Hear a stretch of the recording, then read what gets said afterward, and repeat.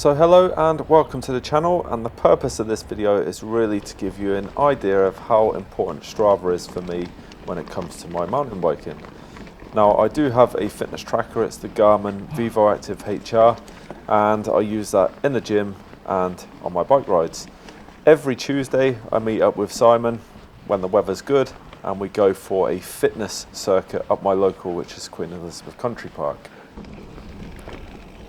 Worth mentioning straight off the bat, Strava is free, get it in your app store.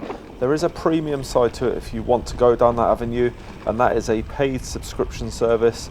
I don't use that, and I've had Strava for about 3 years now because the functions that you get with the free version are absolutely ample for a good majority of users, but there are benefits to having that paid subscription as well. So that choice is yours, but the great thing is you have the free option there, and that will cover, I would say, 99% of what most people will want Strava for in the first place.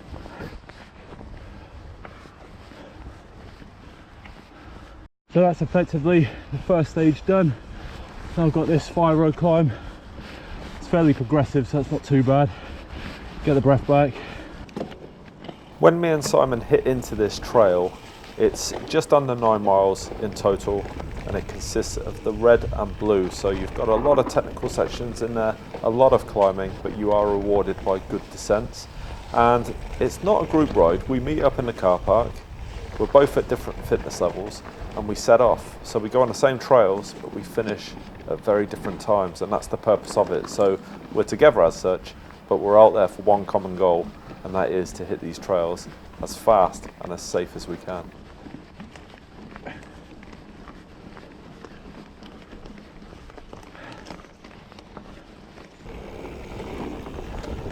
So I've taken no breaks to get to this point. It's just been continuous pedaling, and trust me, it wasn't always like that. I'd have to stop before, but just as I keep doing this fitness circuit each week, that increases massively, and then you'll find yourself being able to plow into trails that you weren't able to do quite so well before. So it does work.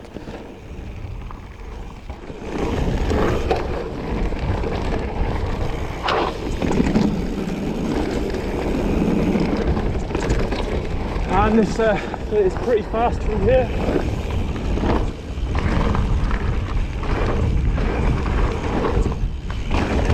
That's the double.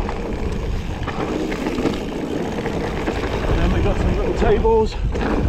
So like any time I go out on the bike, I'm always looking to push myself that little bit further and faster each time within my own limits. And it's no different to this circuit that I do each week as well. So I'll go up to these sections and I'll still put as much energy into it as I can and keep it as safe as possible. But what I'm looking to do is try and achieve something better than what I did the week before, and that just shows progression, and that's what this training circuit is about for me each week, is progressing in the right direction, getting fitter and bringing down that time slightly.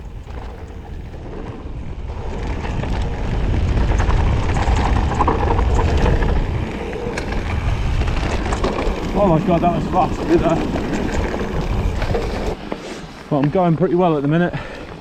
I am 41 minutes in at this stage, but I did start that a little early in the car park.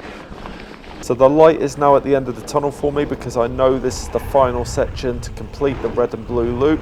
So I'm giving it my all down here. Like I say though previously, keeping it within my limits, because the last thing I want to do is come off the bike at this stage. That would be disastrous. It's definitely worth me mentioning at this point that if you use Strava from your mobile phone, it will drain the battery quite quickly because it's using GPS constantly. The benefit of having the fitness tracker is the battery will last longer. It's not trying to provide the phone signal and all the other bits that a smartphone does, so it can concentrate just on that and is more beneficial to those longer trips. So by no means do you have to go out and buy a fitness tracker, but there are positives over the mobile phone.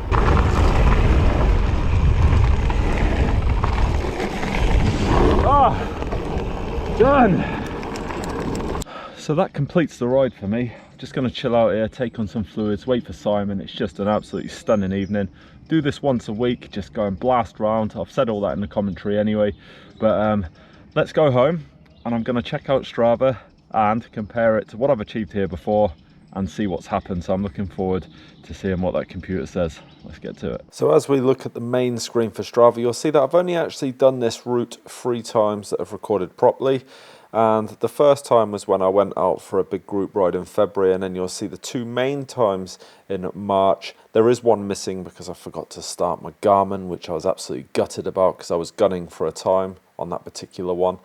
But just look at the difference between that 1 hour 17 and then going up to the 58-minute mark.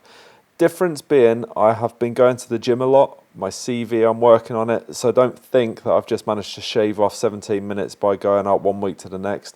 I go riding a minimum of 3 times a week, but I normally go to the gym Monday to Friday as well, so that does make a massive difference when I'm heading out on the trails, because my fitness each week is increasing because of the amount of effort that I'm putting in to get to that particular point.